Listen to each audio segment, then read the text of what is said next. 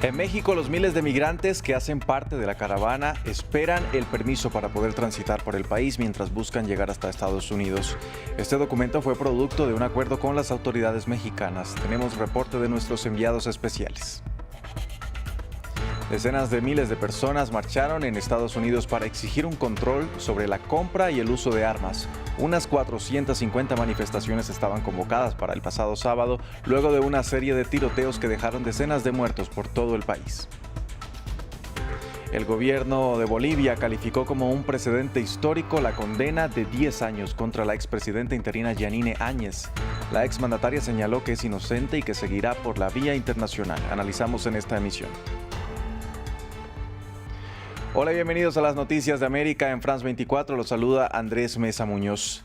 Empezamos en México. Una caravana con miles de viajeros indocumentados avanza en dirección a Estados Unidos. Los migrantes partieron del sur del territorio donde muchos esperan el permiso para transitar 30 días por el país, luego de que la noche de este viernes alcanzaran un acuerdo con las autoridades mexicanas. Previamente hablamos con nuestro enviado especial, la Tapachula, Andrés Suárez Jaramillo, quien nos contó cómo será el próximo recorrido. Bueno, esto es importante aclarar que hay dos tipos de migrantes. El migrante que tiene dinero y que una vez recibido este pase migratorio puede tomar un bus directamente hasta la frontera norte de México, bordeando el estado de Texas para cruzar por dos puntos. Uno es Piedras Negras y otro es Acuña, donde se presume que el río Bravo tiene un caudal bajo y por allí pueden cruzar ilegalmente. El otro migrante es el que no tiene dinero, el que no tiene recursos y que seguirá caminando rumbo hacia Oaxaca o conseguir dinero para tomar un bus hasta la Ciudad de México. Para ello es posible que los 30 días que tienen de permiso se le acaben, así que aspiran en la Comar, que es la Comisión de los Refugiados, de Ayuda para los Refugiados, tener un nuevo permiso, una visa humanitaria de un año.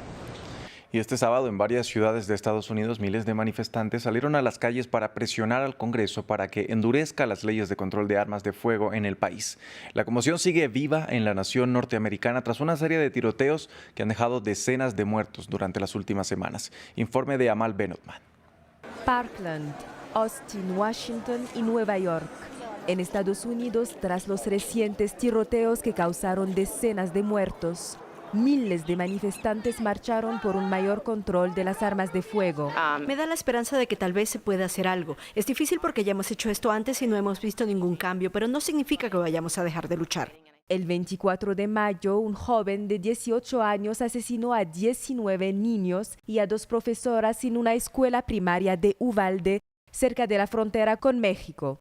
Unos días antes, un supremacista blanco también de 18 años mató a 10 personas afrodescendientes en Buffalo, en el noroeste del país. El presidente Joe Biden pidió a sus conciudadanos que se mantuvieran movilizados. Demasiada gente está muriendo innecesariamente y lo que se propone en la Cámara y en el Senado es marginal. Pero de todos modos, la respuesta es marchen. Biden también reiteró las reformas que quiere del Congreso, como la prohibición de los fusiles de asalto y de los cargadores de alta capacidad y el reforzamiento de los controles de antecedentes psicológicos de los compradores. Pero en un país en el que casi 1 de cada 3 adultos posee al menos un arma, los conservadores se oponen firmemente a cualquier medida que, en su opinión, vulnera lo que llaman sus derechos. La Cámara de Representantes votó el miércoles 8 de junio la prohibición de la venta de rifles semiautomáticos a menores de 21 años. Pero esa medida no tiene casi ninguna posibilidad de ser aprobada en el Senado, donde se necesita el apoyo de 10 conservadores. En otras noticias del continente, el lugar conocido como el Chernóbil chileno tiene a sus cercanos pobladores sumidos en altos niveles de contaminación, lo que les ha ocasionado problemas de salud. El centro industrial tiene 4 termoeléctricas de carbón, además de la empresa Codelco, encargada de extraer el 8% del cobre mundial. Andrés Granadillo nos cuenta más. Intoxicados con gases desconocidos. Así están más de 100 personas de Quintero y Puchuncaví, lugar conocido como el Chernóbil chileno, un problema que se ha repetido durante varios años. No podemos seguir teniendo, sin controlar empresas que producen tóxicos sin tener una normativa en el país. O sea, ¿de qué estamos hablando? Si esto no pasa solamente en Quintero.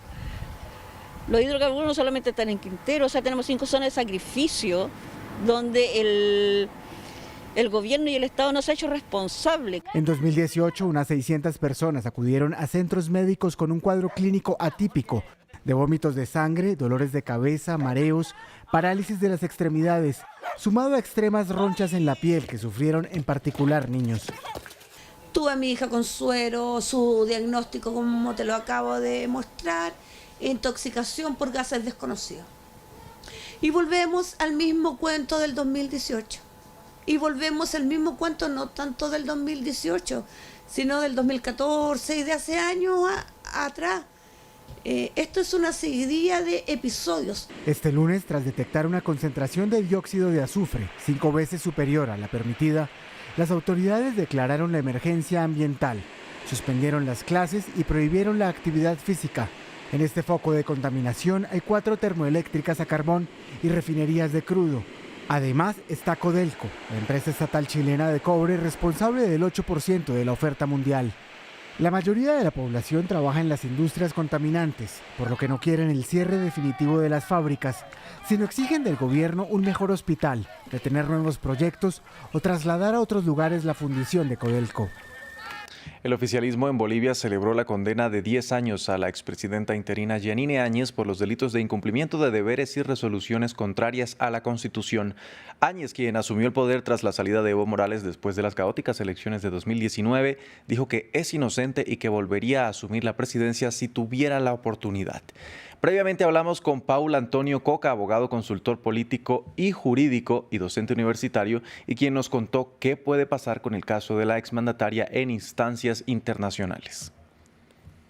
Hay que tomar en cuenta lo siguiente: ya hay muchos informes sobre los hechos de octubre y noviembre en Bolivia, entre ellos un informe de la CIDH que estableció que la Administración de Justicia y la justicia del Tribunal Constitucional obraron mal al decir que la Constitución, algunos articulados en Bolivia eran inconstitucionales porque la reelección de Evo Morales en la presidencia era un derecho humano. Sí, tal como los están escuchando, queridos amigos y amigas de todo el continente. Punto 1. Punto 2.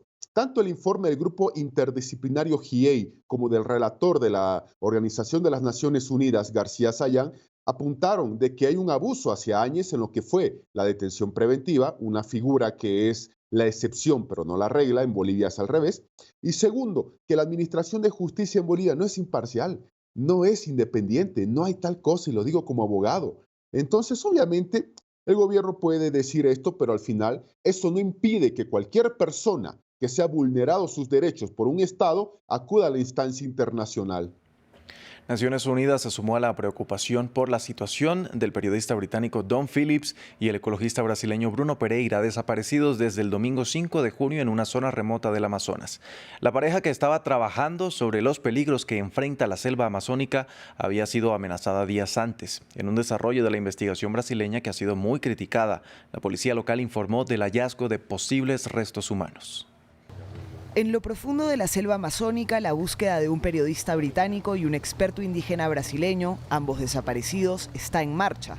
Dom Phillips y Bruno Pereira fueron vistos por última vez el 5 de junio mientras viajaban por el río Itacoaí.